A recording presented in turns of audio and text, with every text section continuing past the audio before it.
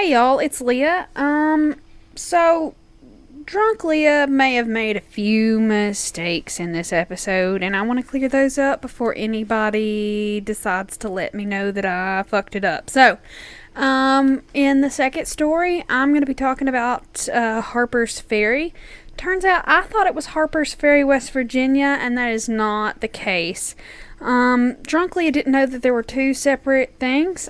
So Harper's Ferry National Historical Park, which is what I'm talking about, is actually going to be found in Loudoun, Virginia. Just regular Virginia, not the west one. The regular Virginia. So bear that in mind. Hope y'all enjoy the rest of the episode. Bye, y'all.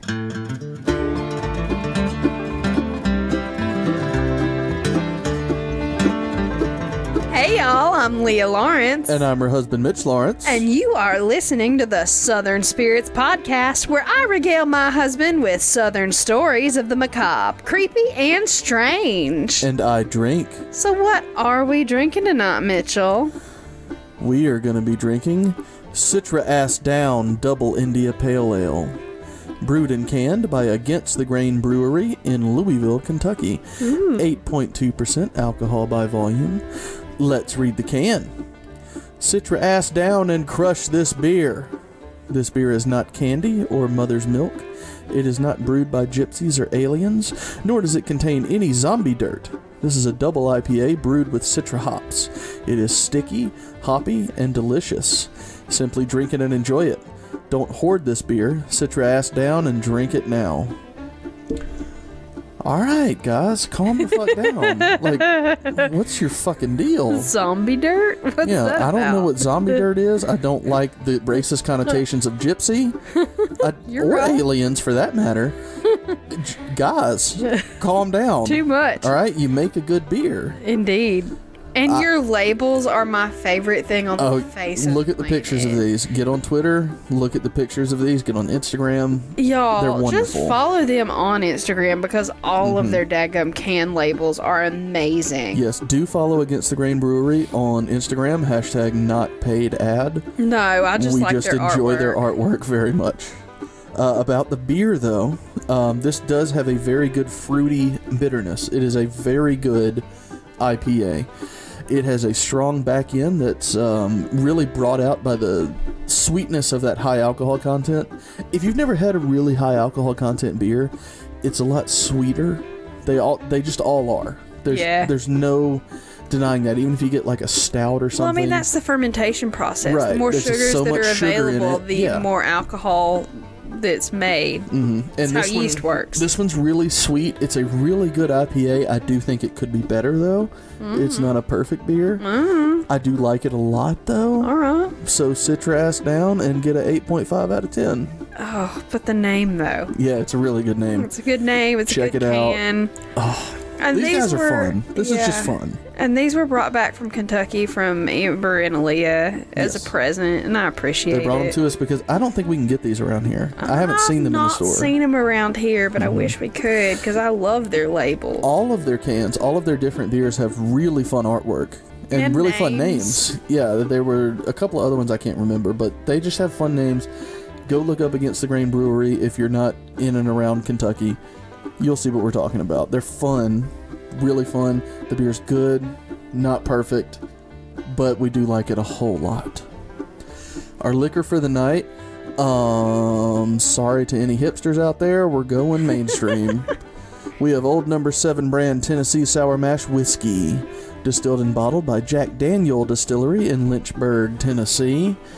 40% alcohol by volume. Let's read the bottle. Here at the Jack Daniel Distillery, we're proud to honor the independence and integrity of the man who established our distillery at the Cave Spring Hollow. True to Mr. Jack's whiskey-making tradition, we still mellow our whiskey drop by drop and stand by Jack's charge. Every day we make it, we'll make it the best we can. Personally, I have never been a big fan of Jack Daniels. I think it's fine, but it's always been too malty, too sweet for me. With that being said, this is still the global standard for what whiskey is supposed to be. It's good, Well, sour mash whiskey is a different kind of thing. That's accurate. It's sweeter. Others have perfected how to make whiskey. This is fine. It's good. It is the standard. And I'm sorry for the controversial take. I don't mean to be that guy. I don't mean to be pompous about it. I'm just not a big Jack fan. See, and I love Jack. That's something that I grew up drinking. That's Calm down.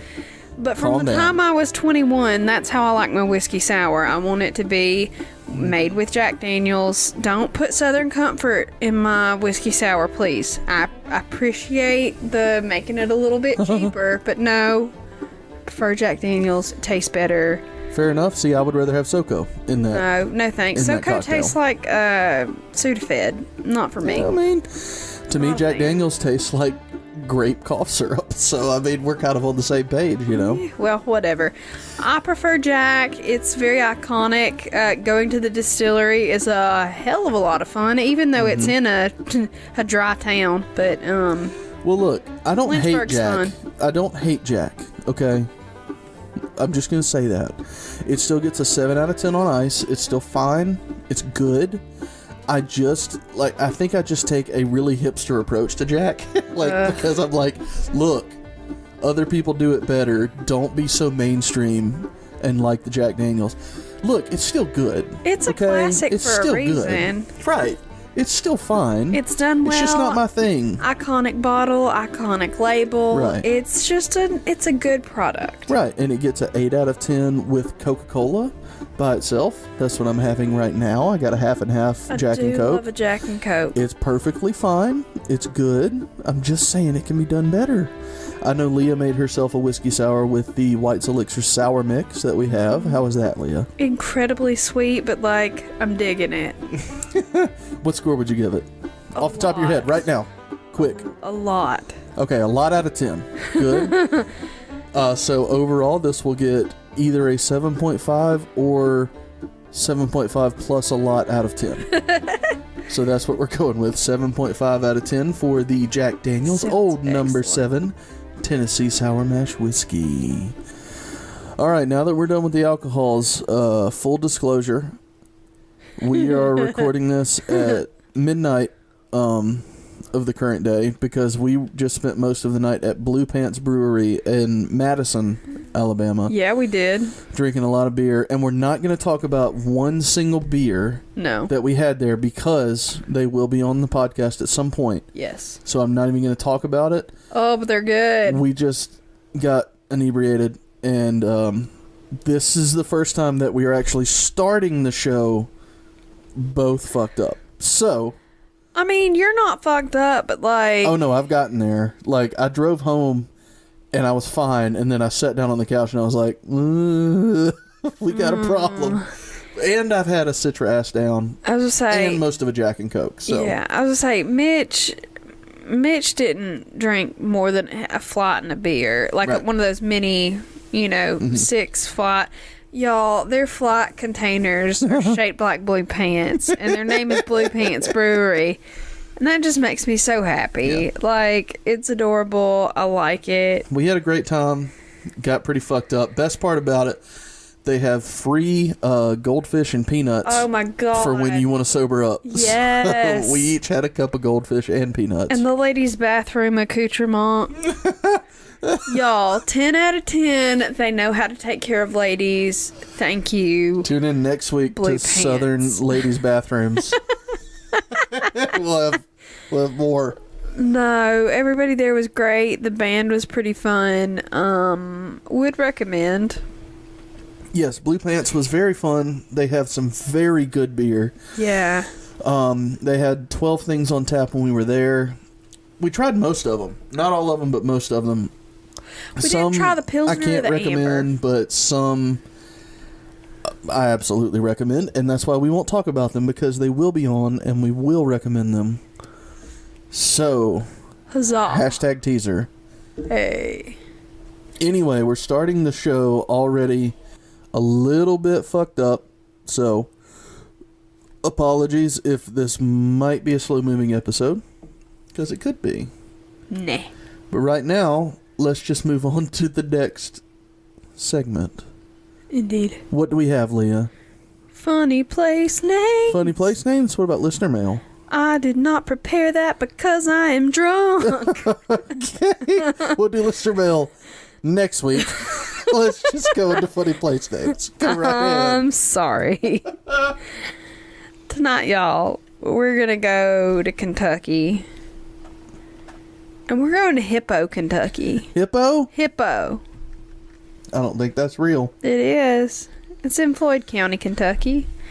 And the name of the town is not about hippopotamuses like you would think it would be. I do think it's about hippopotami. Hippo, Kentucky. No. Instead of being about hippopotamuses, these mean old town folk decided to name their town after this guy named B. Madison Kraft. Now, his name is not hippopotamus. Well, let me keep going. His name was B. Madison Kraft. Okay. And he was a resident in the early 20th century when they were naming this town. But he was a hypochondriac, and they called him Hippo for short for hypochondriac. Okay. For just being a disgruntled little old man that thinks he's sick all the time. And for some damn reason, they decided to call their whole freaking town Hippo, Kentucky, because this one guy was like, WebMD tells me that I've got leukemia all the time. WebMD in the early 20th century. Okay, but whatever that equivalent is. Male MD. But you know what I'm talking about. Like, that is mean. Like... Well, mean to whom, though? Mean to the guy or mean to all the residents? Madison Kraft. And I'm sure we're related. Dick. Yeah, if anyone didn't know, Leah's maiden name is Kraft. It is. So, most likely. I'm just saying. And I'm also a bit of a hypochondriac myself. Just a little bit. I'm not allowed to WebMD a damn thing. Because I'll end up with cancer every fucking time. So, what are you going to do about it? So that is the very short and very mean way that Hippo, Kentucky got its name. Well, I don't understand why it's mean, but I understand why it's strange. Yeah. So, I'm on board. Excellent. We're on the same page. That's fantastic. Not sure what I was trying to say. I'm so glad that you showed up for this podcast. Success. Huzzah! Move on. Alrighty, well that was fun. I enjoyed it. Excellent. Would you like to move on? Yes. Well, I have 2 stories, Mitchell. 2. And Always I think 2. you're going to enjoy at least one of them. We'll see. Well, the first story that I have is from Texas. Ooh. Because I asked on Instagram. I asked on Instagram, what stories are y'all interested in? And someone was like, Texas. Do a story from Texas. Don't care what story it is from Texas, but Texas. Who was that someone? That is a great question. I'll just look it up. Let's just take a second here. Everybody pause. I mean, let's just take a second here so we can look it up. I'll find it for you. Hold on. It was someone named Garcelle. Let me see. Garcelle. Instagram name Garcelle. It looks like her name is Selena. Apologies for not preparing things for you, Selena. You know what? Regardless. We're sorry, but here comes a Texas story, Selena. Texas story! Y'all, I should not be doing this. I'm incredibly drunk. You're but fine. You know what? You're fine. You know what? Power through. I'm going to keep going. We're going to go to Dayton, Texas, and we are talking about the Piney Woods UFO sighting. Ooh. It's also called the Cash Landrum incident, if anybody is Googling around and can't find it. But I like Piney Woods So I'm going to call it the Piney Woods UFO sighting. Fair. Okay, so this all started on December the 29th of 1980. Now, there are two ladies and a little boy in a car. There's Betty Cash, who's sort of a younger lady. There's Vicki Landrum, who's an older woman, and Vicki's 7-year-old grandson named Colby. And they were driving home from dinner, and Betty was the one driving, and she was driving along. It was like 9 at night after they had had dinner. They were on their way home. And so, Singing this song. Side by side. Who watched Richie Rich as a kid? Because I totally did. Anyway. Many times. Moving on. Me and Macaulay had a thing. You're right. But so Betty was driving, and she was the first to observe a bright light through the trees. And she pointed it out to the other two looking at it. It's a little weird, but she speculated that it was probably like an aircraft or something leaving from the Houston International Airport, which, yeah, sure, fine. Makes sense. What year was this again? 1980. Okay. But as they got closer to the lot, they could see the source a little bit more clearly, and they described the light as being as bright as daylight, and it was emanating like a flame from the underside of some weird diamond-shaped thingy, some kind of weird object, an unidentified flying object, if you will. Hey. Weird, right? So they were a little freaked out, so Betty pulled the car over, and she got out of the car so she could sort of take a look at it a little bit better. And Vicki briefly stepped out of the car to look as well, but the little boy in the back kind of was freaked out. Colby? Yeah, Colby was freaked out. So she got back into the car to calm him down because he was so scared of what was going on. Well, when Vicki got back into the car, she sort of like got in and sort of was steadying herself on the dashboard. And something had happened to sort of that vinyl plasticky stuff on the dashboard, and it had left an indentation of her handprint on it, which was fucking weird, but whatever. Weird. Vicki reported later that she said it was so bright and strange and weird that she legitimately thought that it was the second coming of Jesus Christ, and she just told Colby, you know, if it's our time, it's our time, you know. Listen, whatevs. Small child. We may die. I'm sorry if it traumatizes you, but it's time. So Betty was still outside of the car and, you know, just looking at the object, seeing what was going on.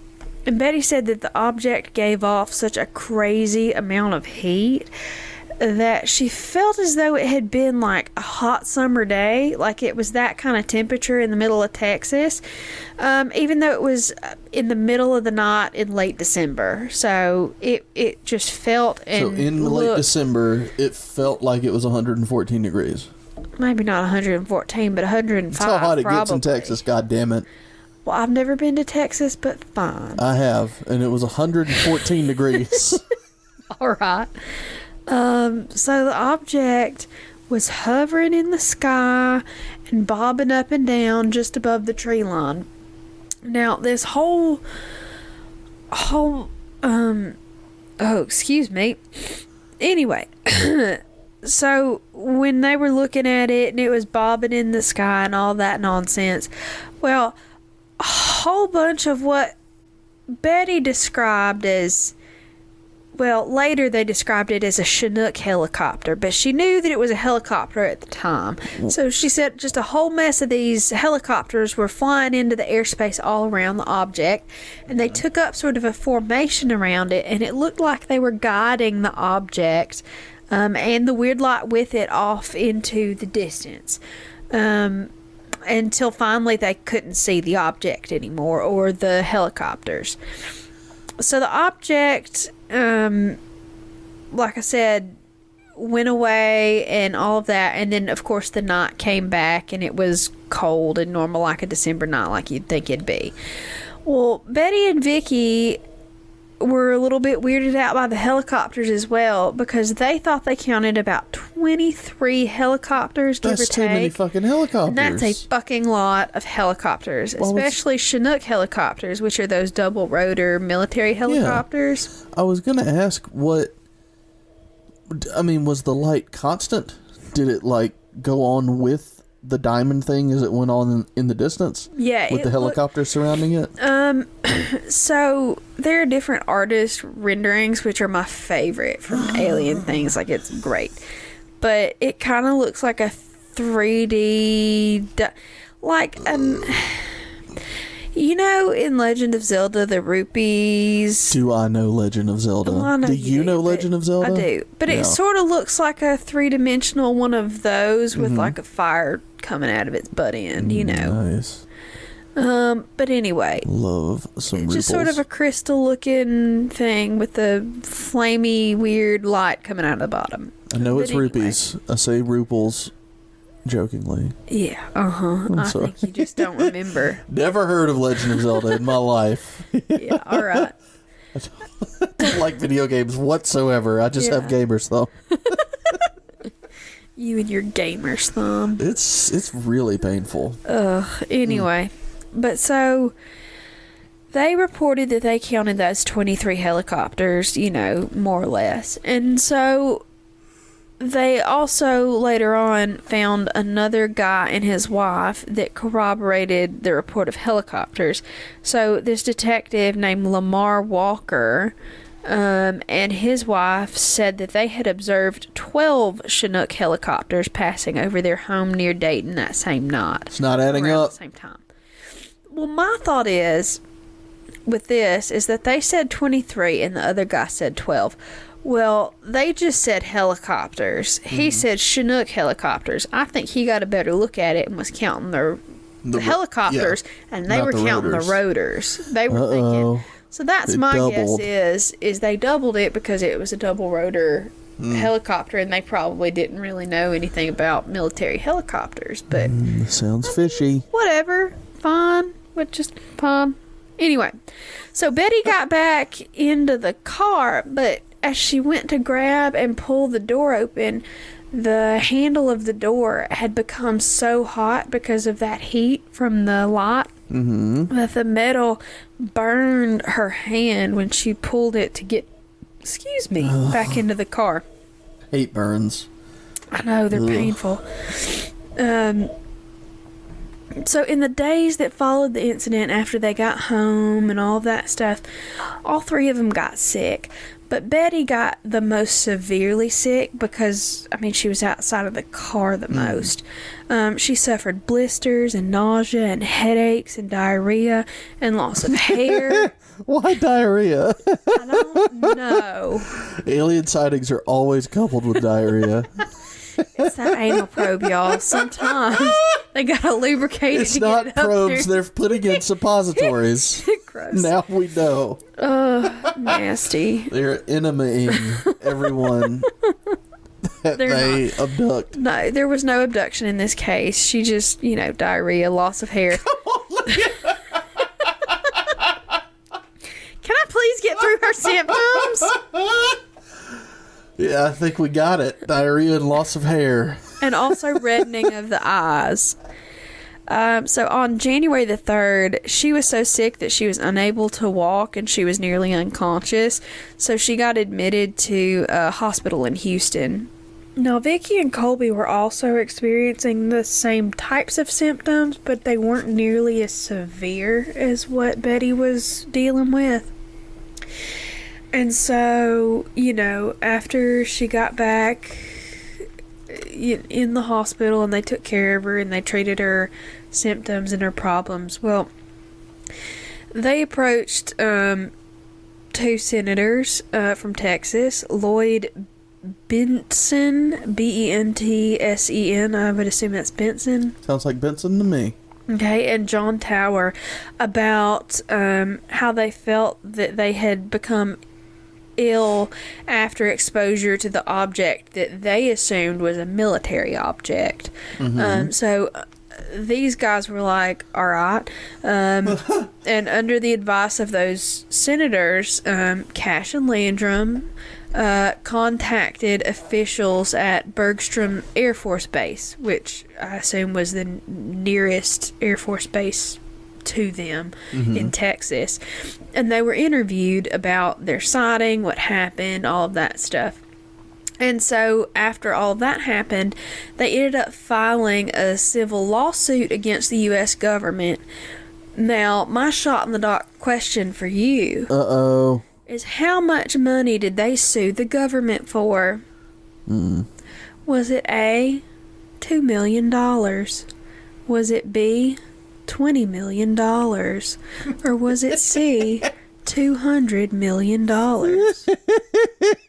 I don't like your tone at all. How many zeros? $20 million. Sorry. I'm trying to be as neutral as possible because you're all the time over here like, I can read $200 million. So how much money did they sue the U.S. government for? I am going for it all, $200 million. You are incorrect, sir. Take that shot. I think you got it wrong just to keep me from getting fucked up. No, not on purpose. I will avoid taking shots of Jack Daniels, if at all possible. Ugh, God, we're gonna record this, and I might throw up off of this shot. I don't feel great. You don't want to take the shot. You don't have to. No, I do have to take the shot. We owe it to the people. I'm ready. Okay. You ready? Go. Not happy. Not happy at all. This is gonna be a bad night. Ugh. Fucking shit. What, was it that bad? I don't like Jack Daniels. Does it not taste like college to you, though? Maybe that was that's just the me. problem. It's not the taste, it's the memories. Anyway, so they sued the government for $20 million. Good. I hope they won. Well, no.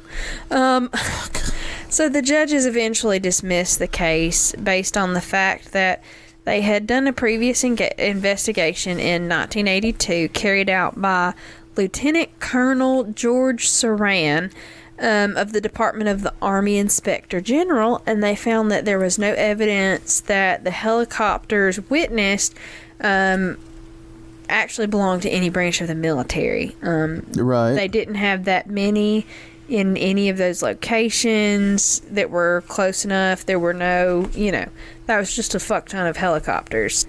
And even with those fuck ton of helicopters, it happened on December the 29th. They're not running any missions over the Christmas holidays. They might be. Perfect time to do it. It's in secret. From Christmas. Nobody's out there. From Christmas to New Year's, there's no fucking way that they're paying holiday bonus time. They're just disagree. Not. Whatever. I disagree because this is a perfect time to do it. You pay 12 pilots because they got 12 helicopters out there. It takes more than one person Some to pilot holiday pay. a Chinook helicopter. Okay, That's so 24 people. You pay them plus and you the get it people, done in secret. Air traffic controllers, all of the people that run those tests. That is a lot of fucking people that you're not taking into account there. Oh, no. They're taken into account. I just think that they're all in on it. All right, fine. But that's what the government said, and that's why they dismissed the case. Definitely. But even with all of that, the witness's health problems continued to be a problem. In September of 1991, Betty's personal physician, his name was Dr. Brian McClelland, told the Houston Post that her condition was, and this is a quote, a textbook case of radiation poisoning. And it was comparable to being 3 to 5 miles from the epicenter of the Hiroshima atomic bomb blast. Who said that again? Her personal physician, Brian Okay. McClellan. It was a doctor. I thought you were saying lawyer at first, and I was like, "Fuck this guy." No, But her okay, physician. fair enough. But did he have experience with radiation sickness I have patients? no idea, but that's Yeah, just fuck what that guy. It's just what the Houston Post Fuck that guy. reported. Sorry. But Jesus. for years, the three of those people pursued their case through the courts. They were trying to seek answers. They were trying to get some kind of help with their medical bills. But all of the official agencies denied any knowledge of any kind of event, any kind of anything. Of course they did. Yeah, I mean, right? It's a deep state. Of course they did. Yeah, their case was covered in all kinds of tabloids and press, and they appeared on a bunch of different TV shows. They were on all the little UFO specials, and I think Unsolved Mysteries did one on them. And there's a show called Sightings. Yeah, UFO Hunters. Even the little boy's in on it now. Which, I mean, he wouldn't be a little boy anymore, but No. Colby's all grown up. indeed, he'd be about 10 years older than me, I guess. Yeah, most likely if this happened in, didn't you say 80? 80, Yeah. and I'm 8. No, he'd be like 17 years older than me. Yeah. But He'd be anyway, a whole lot older than you. yeah, You're almost 30. thanks. But at any rate, it was pretty widely covered, and a lot of people know about this case, but it's pretty divisive amongst the ufologists. Ufologists, again, they come up. They do. Okay. Aren't scientists. So, there are a couple of different camps that you'll find yourself in when you're talking about this, because this is a big case, because there was actual physical, damage from, testable, symptoms from being exposed to some kind of alien technology, right? So this... Arguably, but yes. Yeah, but that's something that people get, excited about, because there's some kind of testable, scientifically measurable symptom of something that happened. Well, excuse me. Alright, so this guy named Philip J. Klass was a founding member of MUFON. We've talked about MUFON before. I remember MUFON. The Mutual UFO Network. Fuckery was in there somewhere. I'm afraid it was not, but now he is a skeptic, always has been, and he took on this case himself, and he found a few reasons to doubt the story of Betty and Vicky. They sent out one of their investigators, and they inspected Betty's car with in 1981. What? That's the wrong number. 1991, excuse 91. me. Okay. I'm bad at notes, y'all. Whatever. After it happened, they sent... Sometime later. 2001. 1971. We don't know when this happened. Sometime they went out and checked her car. Her car was inspected. Yeah, and they used a Geiger counter to check for radioactivity, and there was no radioactive anything. It didn't light up. It didn't squeak. It didn't... Nothing. Makes it even more conspicuous. Yeah. Suspicious? Maybe not conspicuous. And they checked for radioactivity at the site of where the incident supposedly took place. There was no abnormal radiation found. And he also says that, yeah, Betty has this health problem and it's real and it's normal, but they've never released any kind of medical data or charts about her health problems prior to her having this incident. So there's no real evidence that maybe she didn't already have all of this shit going on with her. Maybe she was already radiation poisoned. Or whatever else that could have, But like I said, that's his main thing, is that, there's no data previous, so we don't know if this is a change because of They don't have previous medical records? Not that was ever released or made available to researchers or anybody else. Yeah. Somebody's fucking with something. So, that. MUFON thinks it's a hoax. But a lot of other people think it was an experimental military flare. Now, I went down a goddamn rabbit hole. I did. And it was a problem. Never do that. That rabbit hole, y'all. I read about all sorts of flares and military flares and how the parachutes are white and they reflect the light back down to the earth and how it can make it real fucking bright. And like, y'all, I went down a fucking rabbit hole and I was like, oh, I'm going to tell everybody all of this stuff about these military flares. This is how people end up in cults. Yeah, when they go down rabbit holes on YouTube. Yeah. I'm probably very cult susceptible, y'all. You should probably check in on me every so often, but... I'm listening to something right now, again, not to promote other podcasts that don't advertise on our show, but there's a Gizmodo podcast called The Gateway that is exactly this. Yeah. It is people, like, search on YouTube something about suicide and end up on this lady's page who has an actual cult. Yeah. Her name is Teal Swan or something like that. Yeah, that's her name. I think that's her name. And all that they do is type in one thing, and all of a sudden they are down this rabbit hole of 30,000 videos, and all they do is watch those, and then they're in the cult. And that's all that it takes. And now Leah's in a cult, and I don't know what to do. Somebody help. Y'all, do a podcast about Leah. Do a documentary podcast to save her life, because I don't know what we're doing. Sweetheart, it is not that deep. Okay. So it's not a deep rabbit hole. It's a shallow rabbit hole. No. It was a deep, long rabbit hole. But I came back out of the rabbit hole and I was like, there's no fucking way anybody gives a damn about this shit. So literally, like, my notes, like, I spent a good hour and a half reading this nonsense, and then it is all boiled down to this one line in my notes, and I will read it verbatim how I've written it down in my notes, just so you know. I can't wait to hear it. MUFON thinks it's a hoax, period. And this is where it comes in. And a lot of other people think it was an experimental military flare that was being tested in the area, period. So that's it? Yeah. It was an hour and a half of like these crazy, like multiple, and how they do it. So much time. It was so bad. It was so bad. You have wasted so much time. Yes, I have.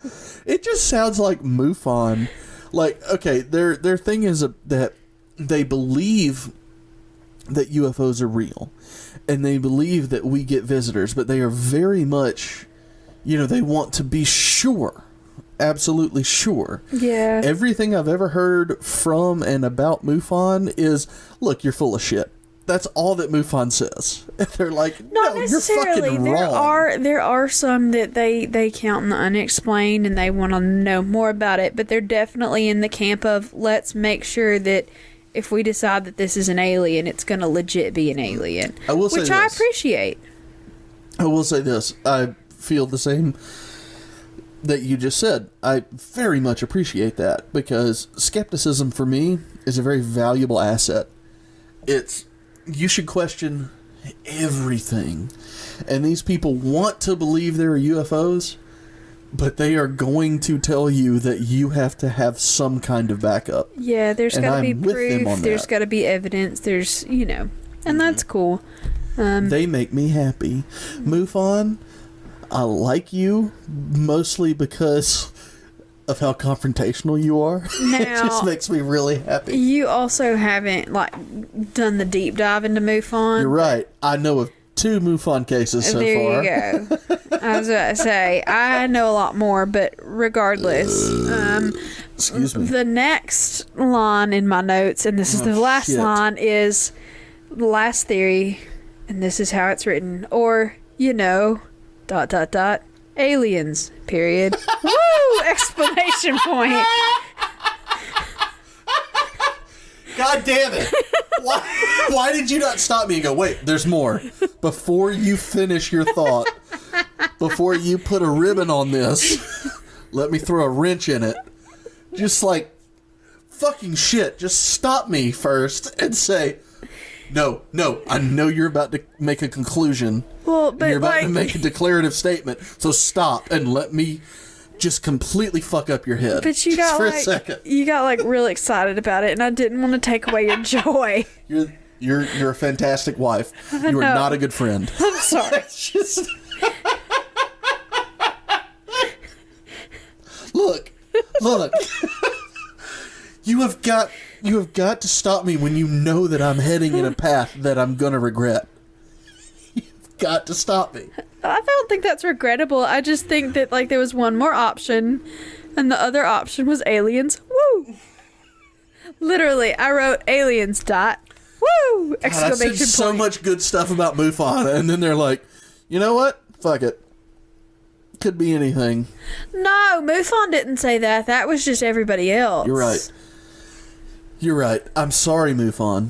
You have my written apologies. Yeah, right. I will write you a letter.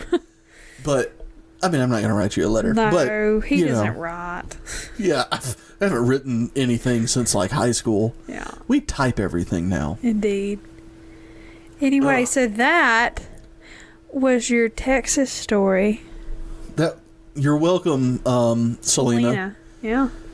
I knew it was Selena. You didn't know it was Selena. Don't you dare. Don't you dare. I even remember her fucking Instagram handle. It was Garcel or Garcelle. I'm not sure which one. Yeah, who remembers it now? Shut up. No, I remember how it's spelled. It's Garcel. I'm just not sure how to pronounce it. Well, fine. It's either Garcel or Garcelle. Either way, I made sure that there was a Texas Could be Garkle. Don't be weird about it. Anyway, I think it's time that we shut up about that and move on to number 2. Fuck it. No more MUFON, please. No. No more MUFON. No more bullshit from other people. No.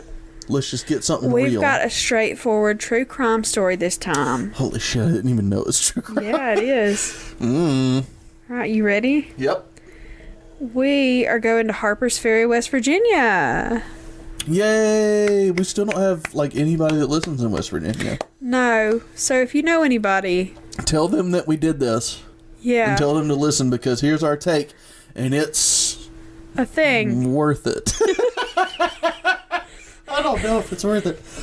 It's probably worth it. That's why I said it was a thing. Because it is, in fact, a thing. It is a feelable... It's a noun. Tangible? Tangible. Feelable means tangible, so I think that we were going for the same thing. But I think that I'm just not capable of getting there yet. You did just have a shot, and I'm sobering down pretty okay. So let's get on with the Harpers Ferry trunk body. Trunk body? Trunk body. I think I might know something about this one. Well, did you watch a lot of Unsolved Mysteries like I did as a child? I mean, yeah, but, like, not to the point that I remember them. Okay. Because, like, it was something that was on, but I was a child, you know. Okay, I don't remember much. I was obsessed with Unsolved Mysteries as a child, and I used to watch it with my mom, like we've talked about before. Well, this particular case was on Unsolved Mysteries in the late 90s. Weren't they all? Yes.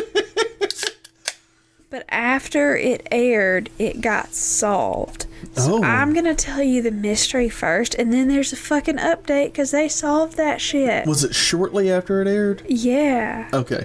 A lot of times that really did happen. And y'all, because people can saw I just say, those pictures and were like, that's my neighbor. Yeah. That happened a lot on Unsolved Mysteries.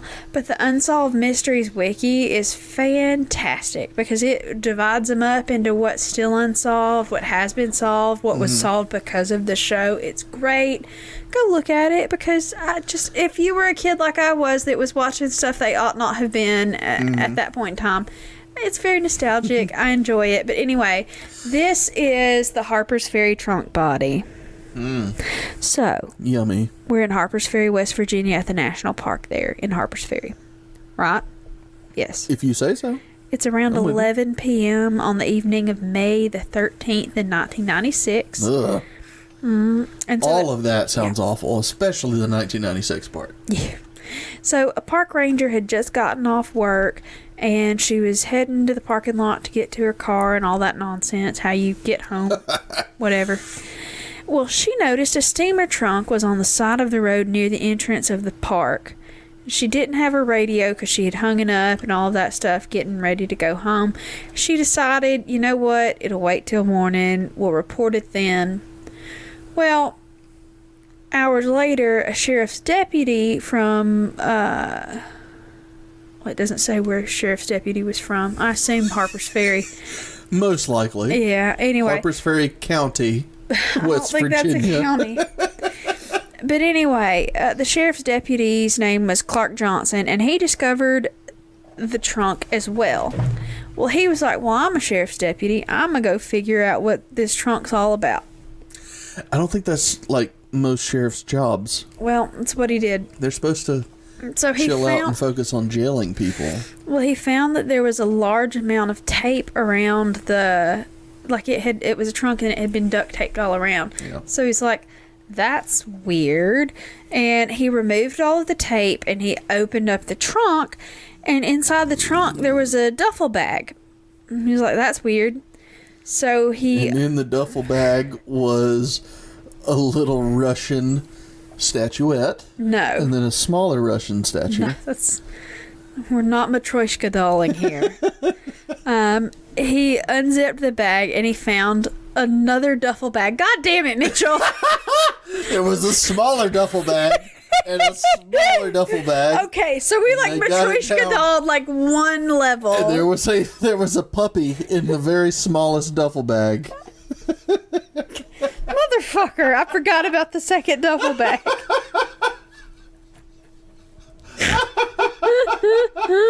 Fuck you, Matryoshka duffel bags. All right. Okay. So in that second duffel bag, he unzipped and found some clothes, just some miscellaneous clothing and whatever. So he removed the duffel bags and the clothes, and he saw a human hand. So shot in the no, don't. shot in the dark. No.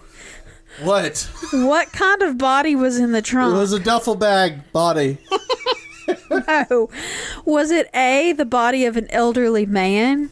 Was it B, the body of a teenage girl? Or was it C, the body of a toddler boy? Fuck all this shit, teenage girl. I don't even give a shit anymore. Teenage girl. Really? Yes. You're wrong. God damn it. Hell yeah. Shut. Don't celebrate this. Shut. Because you're not going to sleep tonight because I'm about to snore like a motherfucker. Oh, baby, I'll go on the couch. It's fine. You're not going to sleep on the couch? Sure will. It'll be comfy. I'll have the air conditioner right on me. Oh. God, this is going to be awful. Well, we're not going to record it since I got both of them wrong, so go ahead and tell the thing while I take the shot. All right. Well, it happened to be the body of an elderly man. So, An elderly toddler. no, just an elderly man. And so the sheriff's deputy called in and reported it immediately. So the police came in, and like I said, they determined there was a body of an old man inside the trunk. He was in his late 60s, early 70s. They weren't quite sure, and he was only wearing a pajama top. He was extremely Fucking gross. Yeah. He was extremely emaciated. He was about 5'7" tall, but he only weighed 111 pounds. Jesus. Yeah. So he was scrawny and like just starved looking, and he had stubble, and he was dirty, and he appeared like he hadn't really been kept up very well. And the police thought that because he was only wearing a pajama top, they kind of guessed that he had been wheelchair bound. I'm fucking struggling over here. Sorry. Just on the shot. I haven't even listened to the past, minute and a half of what you're saying. Oh, I'm trying, though. There was a corpse of an old man in a trunk. He was 5'7", He was weighed emaciated. 111 pounds. I got that. That's where we're at. But anyway, they did an Autopsy. They did an autopsy, And they found that there was a large dose of tranquilizer in his system. And they determined that he died of strangulation, but he also had blunt force trauma to the back of the head. That's upsetting. Yeah. And the investigators thought that he had been dead about 2 days at the point that they had found him, and that his killer had dumped the trunk in the park between 8:30 and 10:30 the night that they found it. The police speculated that he was probably, he probably had a private nurse, or he was in a nursing home because of some of the... my gas. I'm so sorry. Because of some of the medical stuff that was going on with him. And they were super duper baffled by the fact that they just left this fucking trunk out in the middle of just in the middle of the open. Yeah, that's not and it was great. near like a bridge area where if they had just dumped it into the river like another couple of feet, no one would have ever found the body. Well, I mean, like, you can't say you've never forgotten your bag, right? But I mean, You've never forgotten to put it in the right spot. I forgot to bury this trunk. Shit. Like, I mean, look. We've all forgotten. You've forgotten to bury your corpses? Look, don't ask me about my previous life before you. We've all forgotten things that have come back to bite us in the ass. You're right. If they haven't yet, they will. Great. Having that to look forward to. Exciting. Well, I mean, they're just... Yeah. Okay. But anyway... the authorities said that they kind of suspected this was what they call a burden homicide. So where the man's caretaker was tired of caring for him, they didn't either have money or the will, or just thought he was a fucking dick. I don't know. But they decided to kill him. But a lot of the times when old people are murdered, they make it look like natural causes, and because they're so old, nobody ever really does an autopsy because, I mean, they're old and they expected them to die, so it's not suspicious most of the time. But instead of like poisoning them or whatever, like she strangled him and stuck him in a trunk. That's a little obvious. What do you mean she? Sorry, don't remember that part.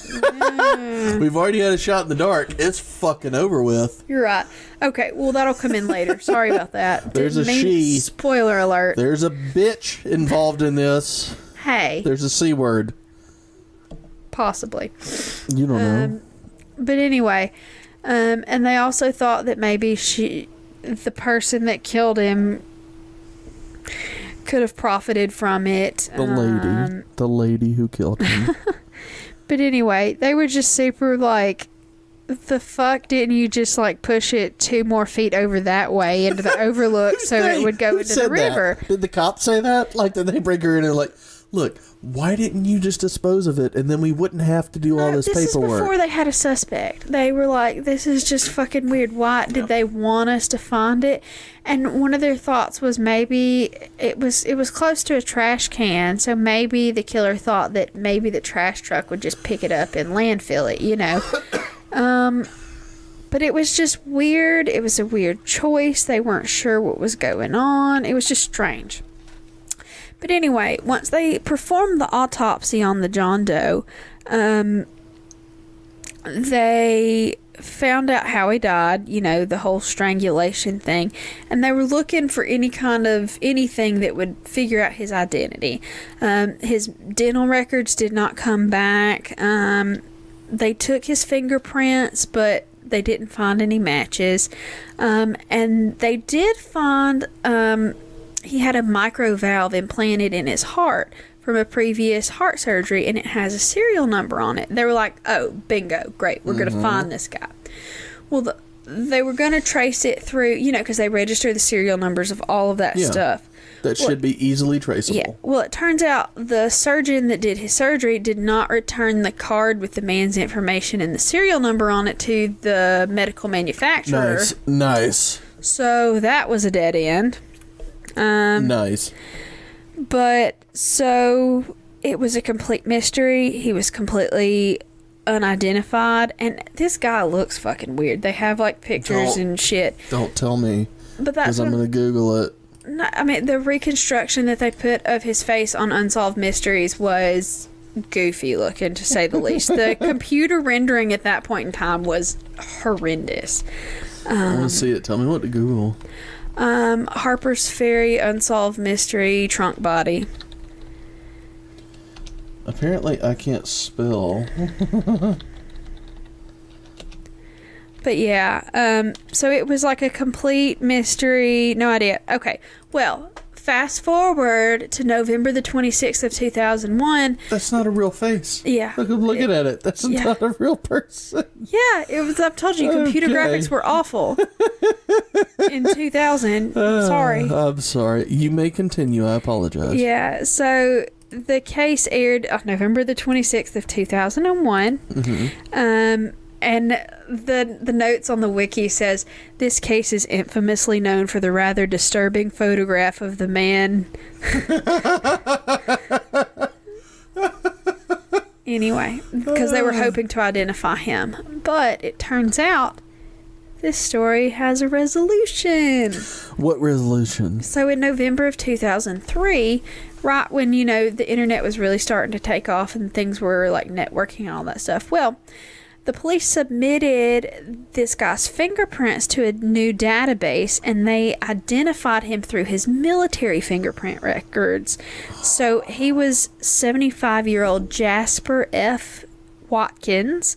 Jasper? Yeah. So several months after they discovered his identity, so in August of 2004, the authorities arrested Nancy Jean Siegel. That's the she. And she was charged with murder and mail fraud. Yes, murder and mail fraud. All right. Look, Nancy. Look. You could have done worse shit. Like maybe kill a guy and put him in a trunk. But we got you on some wire problems. Murder and mail fraud. Anyway. But the investigators discovered that this Siegel lady had met Jack in 1994. Well, Jack is what they call, I said Jasper. They call him Jack, in quotations. Jasper All right. F. Jack Watson. Anyway. Hey. Anyway, she met this old dude back in 1994. So it was right after Jack's wife had died. And Siegel was the lady that sold him a burial vault for his wife. And so apparently he was like, oh, cool, now let's be friends. Whatever. I don't know how that works. Okay. Yeah. Anyway, but at the time that she sold him this burial vault for his wife, Siegel was on probation for theft and fraud, so she is not exactly the most upstanding of citizens in the first place. Now, after they got together, the two of them began what was deemed a romantic relationship. Why'd you have the cough there? Just, it's weird. I'm uncomfortable. But anyway, within a few months, this Siegel lady had started using Jack's personal identification information to open credit card accounts and lines of credit, and they took out all sorts of credit in his name, and over the next few years she bought a shit ton of stuff. She bought a BMW with Jack's money. She bought jewelry and clothes and all sorts of shit.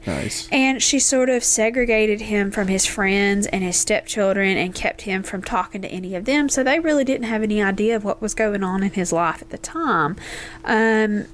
So they even found out that Siegel had sold his house, all of his possessions, and after That's that... not funny. I'm sorry for laughing. It's not funny. It's not awful. funny. That's elder abuse. I am in a very inebriated state. Yes, you are. But the whole idea of her... How old was she again? I never saw where it said. Really?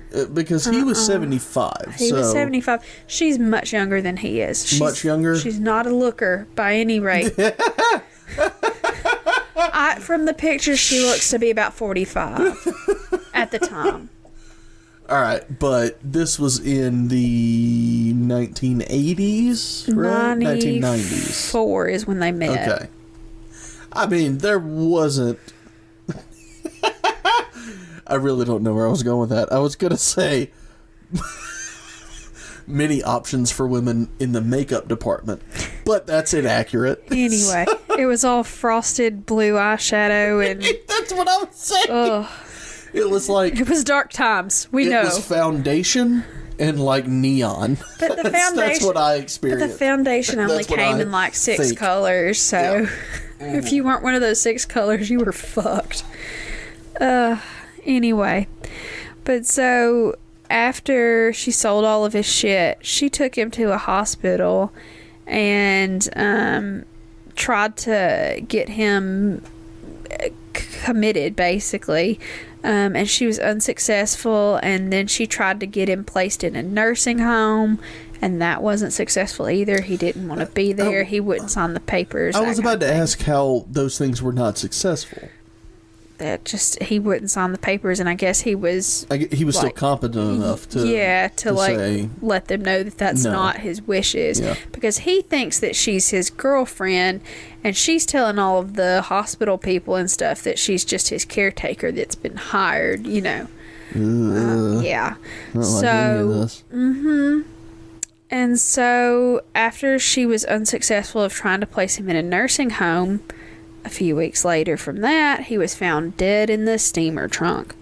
I wonder what happened. And this lady never reported him missing, and she continued to use all of his information and his identity and all of his credit cards and shit after his death for years. She collected his retirement payments and his Social Security benefits, hence the mail fraud.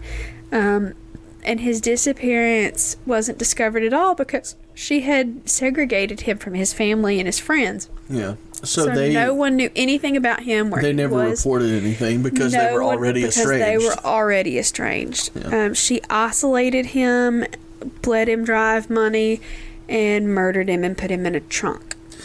Arguably. Allegedly. No, she's been convicted. After Jack was like identified, after the Unsolved Mysteries came on and all that. So Unsolved Mysteries from the beginning only knew that it was a dead elderly man. Yeah, and they couldn't identify him. And there was nothing. That's fucking really weird to me. That it took them all of this time to say that there are no records for this person ever. Just fucking ever. That's so weird. Well, I mean, it was a lot harder to identify people back then. But it was the 90s still, though. Like, there were birth certificates when he was born. Yeah, but like, if you don't have anything to go on, it's you have the birth certificates, right? I mean... Well, but he doesn't have the birth certificate in his butthole that they can just pull it out of. That is not how that works. There are people that unless you have identifying information on your person, it's difficult. Look, that's where we should all keep our birth certificates. And I think that we can agree on this. All birth certificates should be in the original butthole. Now look, he's 75 years old. Most of his friends are gone. His wife is dead. He is estranged from his family and his friends. I mean, it's really difficult to identify someone that's as isolated as that is, and that's why she did it. I guess I just figured there were records by that point. There were public records in the 90s that would have identified him, you know, at some point down the line. That's just upsetting. Yeah. You know? Yeah, it is. That's why this whole thing sucks. I mean, I get it. But I'm just saying, I feel like it should have been solved much further in advance than this. But anyway, after they finally identified the body, Miss Siegel was questioned, and she initially was like, oh, fuck no, he's still alive. He's getting his Social Security checks. He's alive. It's fine. But when investigators told her that they had identified the body and where they found it, she confessed. She knew the gig was up. And so in March of 2009, she was convicted of second-degree murder. Witness tampering, theft of government benefits, identity theft, and mail fraud. And she was sentenced to 33 years in prison. That's it. That's it. That's it. 33 years Look, in prison. I want to know what witness she tampered with. Fuck if I know. Who? Maybe it was the body? Could that be the witness? But, okay, so she collected his Social Security checks from 97, or 94, I'm sorry, to 09? Well, they met in 94. I think it... 95 to 09. Yeah. Something like that. Yeah. That's fucking 14 years worth of this mail fraud. Yeah. Wow. And his retirement benefits, which, I mean, he's retired military and something else, I'm sure. At that point, I think the government should go, you know what? Fucking congratulations. You did a great job. A great job of what, Mitch? I'm very uncomfortable with where this is going. She did a great job of mail fraud. Well, she pulled it off, you know? Well, I mean, at some point you have to step back from crimes and go, yes, you're a terrible person, but fucking awesome. Yeah, no, I don't think you were great at doing this. No, you don't. That's awful, and you should feel bad for saying it. Look, I'm not saying she was great for killing the guy, but I don't think she was great whatsoever. But, you know. Okay, and you were She pulled it off. She pulled it off, is all I'm saying. So he was 75 years old at the time. Okay, no, never mind. 75, right? That's what you said. He was 75 when they found the body. Yeah. They didn't arrest her until what time? You said 09 is when she was convicted. They convicted her in 09. I would say around 08. Yeah. So, like, how many years of that? And then 14, 15. Yeah, like, if he was 75, and then, like, he would have been, like, in his late 90s at that point. Was someone not checking up on him? Probably not, no. Why would they? I don't know. They don't need to if the paperwork's coming back. You're right. And they don't have a death certificate. You're right, 100%. Why would they? Anyway, just gets a little fishy after a minute, but... I don't believe so. I'm sure they have 90-year-old clients. I know, all the time. All the time. But, at any rate, that was the story of the trunk body. Well... I hope you enjoyed it. I had not heard that story. I've heard stories of bodies found in weird places, before. stuffed in things, yeah. Suitcases and things where they just didn't put it on the bus that they were getting on. Yeah, yeah. But look, she could still be collecting that right now if she would have thrown it in the fucking river. Exactly. You know? What a moron. What are you gonna do? Listen, if you're listening in prison, you could have gotten away with this. If you're thinking about doing this and don't want to go to prison, you just throw the body in the river. And then Mitchell. You're fine. We can't get in trouble, Leah. We're fine. Stop giving people ideas. We're not advocating. We're not. It's fine. You sound like you're advocating. Not advocating. I'm saying if you're going to do it anyway, just be a little more cautious. That's all it takes. All right. Well, if you want to be that way. I don't want to be that way. I'm not that person. But I appreciate that you're not that person. Might be that person. In which case, 2 feet to the left, she would have been fine. Yeah. I mean, look. This is on her. Yeah, of course it's on her. She fucking murdered a dude. Obviously, the family, they weren't involved. They were estranged because of her. Very easy to get away with this. Very easy. Anyway. Yeah. Why don't we just get a toast? That sounds great. Give me one toast. You want a toast? Just one. A buttered toast or just regular? Why don't you butter it? That sounds really dirty. I'm sorry, y'all. You said it. All right, so y'all, tonight... Here comes some buttered toast coming at you. Tonight. On soft. Tonight. Soft toads. God damn it, Mitchell. Tonight, we're going to drink a toast to Betty and Vicky and to the Harper's Ferry trunk body. If you've got a cup, raise it high into the air. If it's a goblet, even better. If it's a solo cup, you know what? You too. Raise it up. Betty and Vicky saw a diamond UFO whose light set the Texas night sky aglow. Don't open a trunk out in old Harper's Ferry. It's only a corpse someone neglected to bury. Drink. It might not be a corpse, though. What if it's a trunk full of gold? Open it. If it's a body, call the police. If it's gold, take it home. But if you open that trunk and there is a body, you're going to be scarred the fuck for the rest of your life. Yeah, I think you take that risk, though.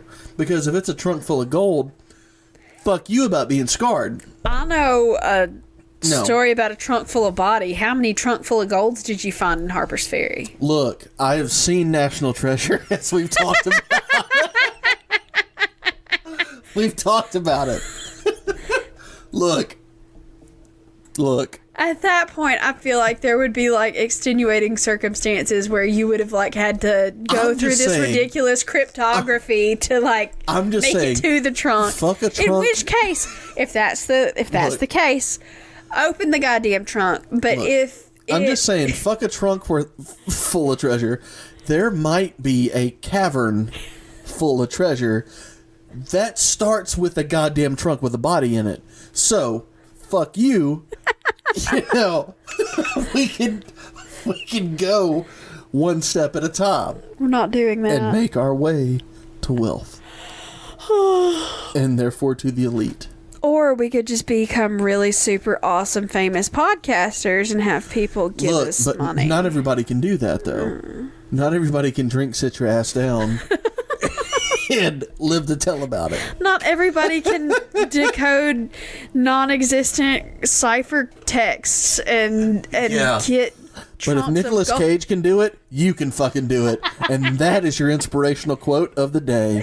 If Nicolas Cage can do it, you can do it. Excellent. Because it does. Obviously, it does not take that much brain power. And you can do it. Don't be down on him. That's mean. He has nice teeth. Rude. Stop. Jesus, this is going to have to be edited heavily. Oh, indeed. There's so much to cut from this. But at any rate, I feel like you should probably outro us, my love. I do not think I can do it. But, here we go. I'm going to try.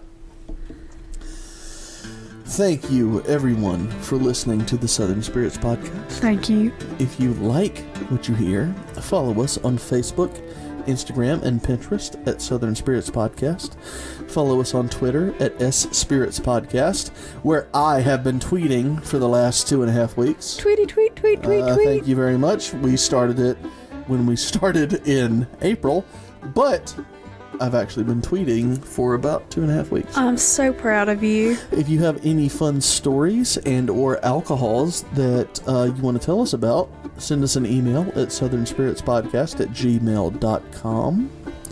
If you have any fun postcards or, fun packages you want to send us that at P.O. Box 1743. But absolutely no trunks of bodies, please. No, please do not send us bodies.